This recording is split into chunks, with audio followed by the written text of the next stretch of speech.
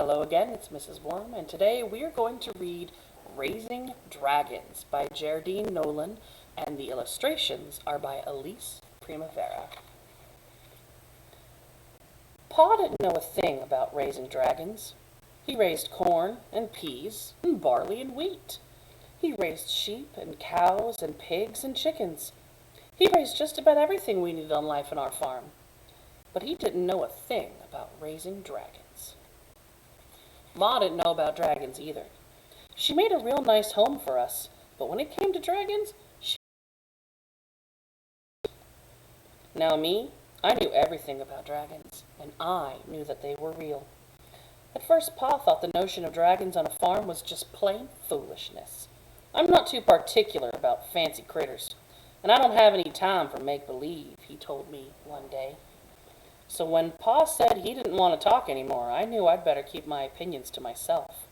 I did my chores with my thoughts in my head at one end of the barn, while Pa worked at the other end with his thoughts. I remember the day my life with dragons began. I was out for my Sunday before supper walk. Near Miller's cave, I came across something that looked like a big rock. But it was too round and too smooth, not hard enough to be a rock. Carefully, I rolled it into the cave and went to fetch Pa. "What do you think it is, Pa?"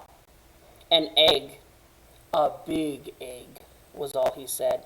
"Now you stay away from that thing, daughter. No telling what'll come out of it." I couldn't tell if Pa was more scared than worried. "You stay away, you hear me?" he said, pointing a finger.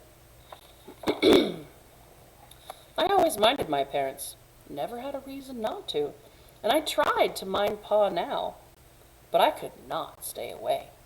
Day after day, I'd go to Miller's cave to wait and watch and wonder, what is coming out of that egg? One night, I couldn't sleep. I got out of my bed and climbed out of my window onto the perch that Pa had made for me in the oak tree. But a loud noise broke the stillness of the night. Crack! It was louder than 100 firecrackers on the 4th of July. Crack! I heard it again, this time louder than before. It was coming from Miller's cave, and at the first hint of dawn, I headed toward that sound. There, in the corner of the cave where I'd left it, was the egg. And pushing its way out, like I'd seen so many baby chicks do, was a tiny dragon poking through that shell with its snout. It was love at first sight. "Hey there, little fella. Welcome to the world," I sang, soft and low.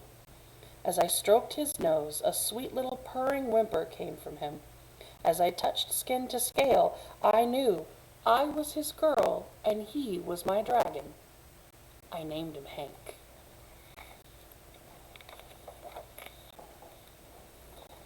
Hank was just a joy to have around.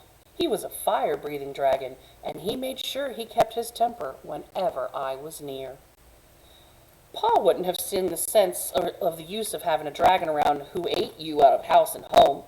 Thankfully, Hank preferred fish, frogs, eels, and insects instead of beef, lamb, chicken, and pork, and he did have a healthy appetite. Ma never wanted to know about Hank. Whenever I wanted to talk about him, she'd cover her ears and sing.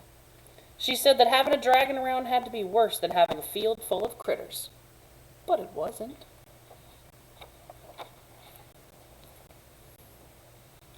Ma and Pa taught me about caring for living creatures from the day I was born. They taught me about raising lots of things, but they never imagined I would someday care for a critter most folks didn't even believe existed.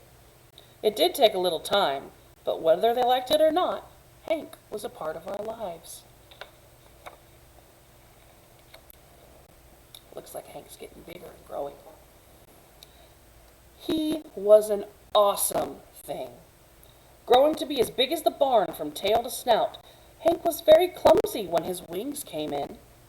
But once he learned how to use them, we'd go flying, mostly at night. Up until then, I had been afraid of the dark.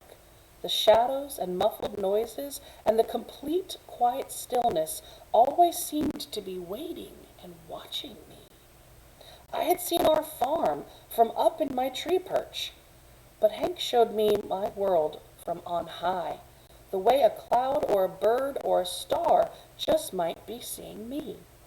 Up there I saw things for what they were, and it was just grand.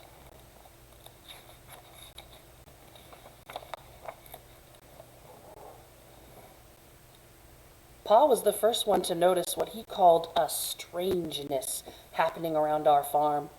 One morning with Samson, our mule, hitched for work, Pa set out to plow the fields. But all the work had been done.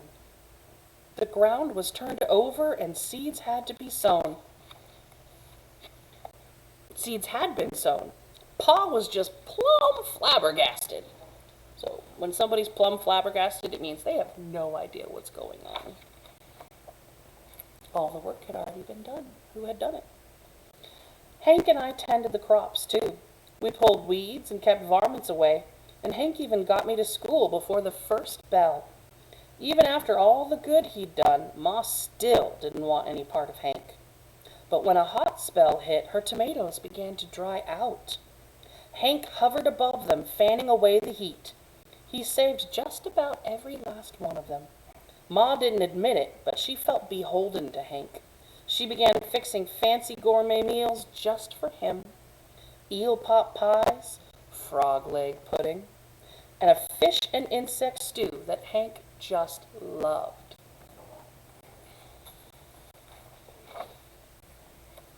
Day by day, Hank was getting bigger.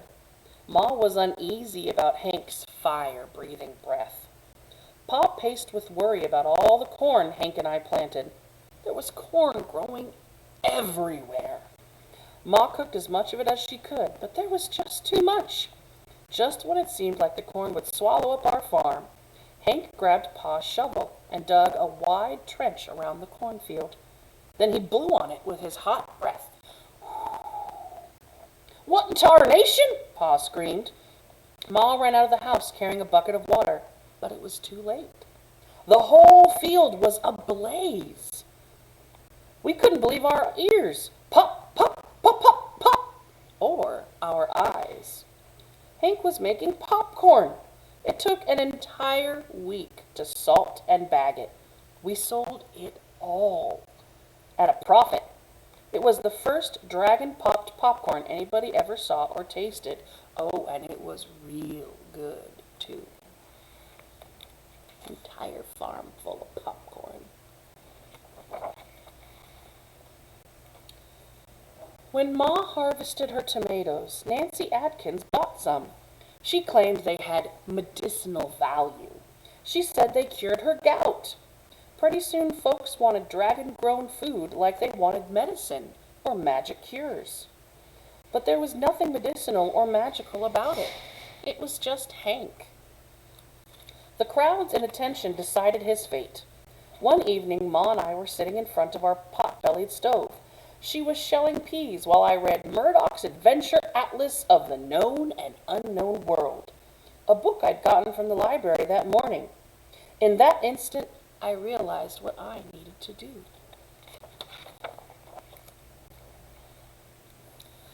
Come morning, Hank and I set out for the dragon-shaped landmass floating in the middle of the ocean. An island shaped like a dragon. That's kind of neat. There were dragons everywhere. They put us up in their best hotel, invited us to eat in their best restaurants. Hank felt right at home. When I saw Hank playing run and fly and chase, I knew he had found the perfect place to be. All in all, it was a great vacation. But at the end, it got real hard. I had to say farewell to Hank, at least for now. Normally, I don't get mushy at departing, but when Hank turned to me and called me Cupcake, I boo-hooed a heap. Just as I was about to board my plane, Hank stood there on the runway trying to hide a wheelbarrow behind his back. His toothy grin lit up that cloudy day. The wheelbarrow was full of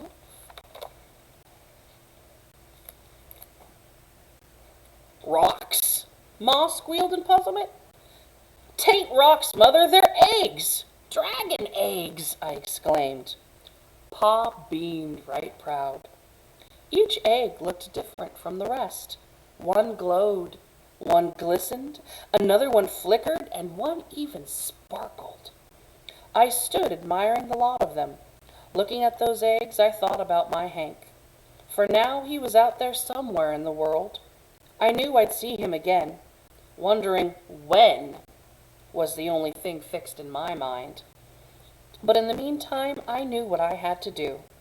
The same way Pa knew that farming was in his blood, I knew that raising dragons was in mine. There are some things you just know. That was Raising Dragons. I hope you guys have a wonderful day. I'll read more to you later.